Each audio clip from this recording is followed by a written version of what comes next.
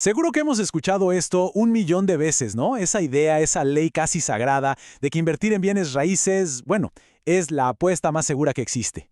Pero ¿saben qué? La realidad del mercado de hoy está, digamos, poniendo esa idea en jaque. Y con fuerza. Está generando un pánico tremendo en muchísimos inversionistas. Así que hoy vamos a ver exactamente por qué ese mito se está cayendo a pedazos y lo que es aún más importante, cómo se puede recuperar el control. Imagínense esta escena. Son las 10 de la noche y suena el teléfono. Es un cliente, pero su voz está al borde del colapso. Esta es la historia real de alguien que hizo exactamente lo que sus padres le dijeron. Siguió ese consejo de oro. Mijo, la plata segura está en el ladrillo. ¿Y qué pasó? Compró un sueño, un apartamento sobre planos, justo cuando el mercado estaba en su punto más alto. Y hoy, hoy ese sueño es una auténtica pesadilla que le está devorando las finanzas. Miren, esta historia nos pone de lleno en lo que llamamos el punto A. El pánico, la parálisis, esas decisiones que se toman con el corazón en la mano y no con la cabeza. El objetivo de este análisis es justamente trazar un mapa. Un mapa para salir de ahí y llegar al punto B. ¿Y qué es el punto B? Es un lugar de claridad, de control. Un lugar donde las decisiones se toman con estrategia, con datos fríos, no con miedo. Es, en resumen, el viaje de la angustia a la acción. Bueno, entremos en materia. En esta primera parte vamos a desmenuzar por qué esa vieja creencia de que el ladrillo nunca, pero nunca pierde valor, simplemente se rompió. Este era el mantra sagrado, ¿cierto? El que repetían nuestros padres, nuestros abuelos y, seamos justos, para ellos, en su momento, esto era una verdad casi absoluta. Crecieron en una época con una economía y una demografía completamente distintas a las que tenemos hoy. Pero el juego cambió. Así de simple, todo ese panorama de crecimiento que parecía eterno, sostenido por una economía muy particular, ya no está. Las reglas que sirvieron por décadas hoy simplemente ya no aplican. Y no entender ese cambio, ese es el verdadero origen del problema para muchísima gente. Y al final, todo se reduce a la ley más básica que existe: oferta y demanda. Piénsenlo así. Por un lado, tenemos una sobreoferta gigantesca. Se construyó demasiado rápido y sobre todo demasiado caro. Y por el otro lado, ¿qué pasó con la demanda? Se desplomó. Las tasas de interés se fueron a las nubes y los créditos se volvieron casi imposibles de pagar. Entonces, ¿cuál es la ecuación? Demasiados apartamentos en venta y muy poca gente con la plata para comprarlos. El resultado es inevitable: precios que se estancan o peor, que empiezan a bajar. Ok, ya entendimos el porqué del problema. Ahora viene el giro importante. En esta parte vamos a ver cómo se pasa de sentirse como una víctima del mercado, como si un tren nos hubiera pasado por encima, a convertirse en el piloto, en quien toma el volante de sus propias finanzas.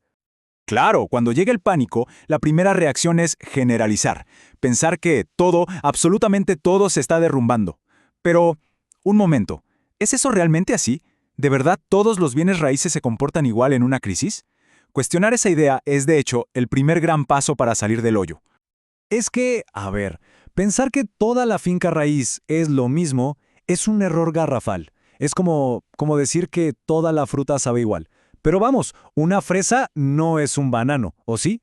Pues con las propiedades pasa exactamente lo mismo. Hay de todo tipo, y cada una reacciona de forma muy, muy diferente a lo que pasa en el mercado. Vamos con ejemplos súper claros. Un apartaestudio de lujo, de esos que dependen de ejecutivos que vienen de afuera o de turistas, ese sufre horrores si la economía se frena y baja la inversión. Pero, ¿qué pasa con un apartamento familiar? Uno que está cerca de buenos colegios, de parques. Ese es mucho más fuerte, más resiliente, porque las familias siempre van a necesitar un buen lugar para vivir. O pensemos en una bodega. Con el boom del comercio electrónico, su valor se dispara. El secreto no está en generalizar, está en analizar cada caso por separado.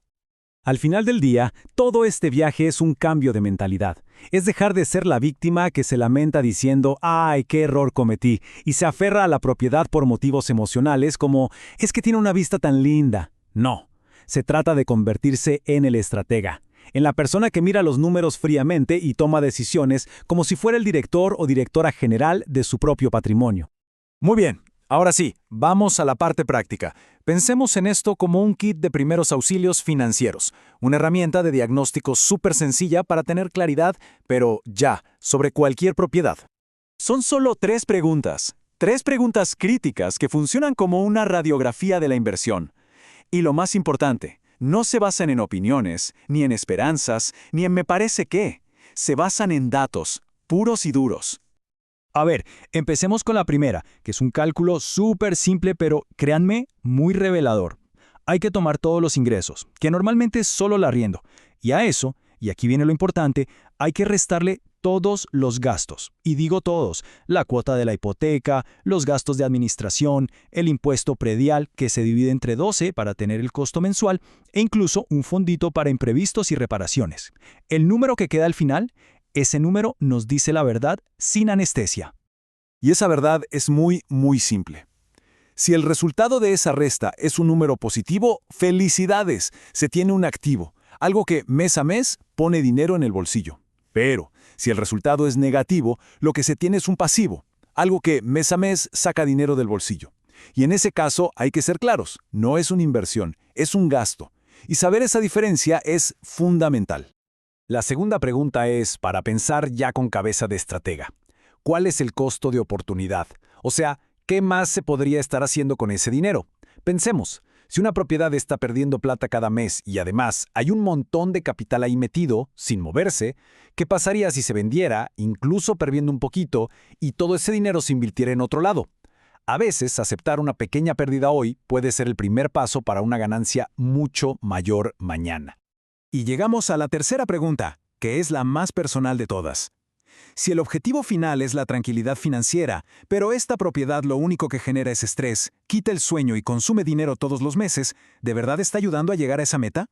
Muchas veces nos aferramos con todas nuestras fuerzas a un ancla, pensando que es un salvavidas, simplemente porque creemos en un mito. Y después de todo este análisis, llegamos a la conclusión, a la idea más importante. Se trata de cómo retomar el control. Y la clave, la única clave para lograrlo, es la claridad que nos dan los números. A mí me encanta esta metáfora. Las finanzas personales no son un misterio indescifrable, no, son un panel de control. Todos esos papeles, esos extractos que a veces vemos como algo tedioso, en realidad son los botones y las palancas de nuestra vida financiera. Son el mapa que nos muestra sin lugar a dudas dónde estamos parados. Porque al final, los números son nuestra brújula. Son lo único que no miente en medio de una tormenta de opiniones, de noticias, de miedos. Son los que nos dicen si esa propiedad es un activo o un pasivo. Nos muestran si el flujo de caja es positivo o negativo. Y nos revelan con total honestidad si estamos construyendo un patrimonio sólido o un castillo de naipes a punto de caerse. La solución entonces no es esperar un milagro. No es cruzar los dedos para que el mercado cambie de repente. La verdadera solución es un análisis. Es tomarse el tiempo de sentarse, poner los números sobre la mesa, entenderlos de verdad y, a partir de ahí, crear un plan. Un plan basado en datos, no en esperanza ni mucho menos en miedo. Y para cerrar, queda una última reflexión.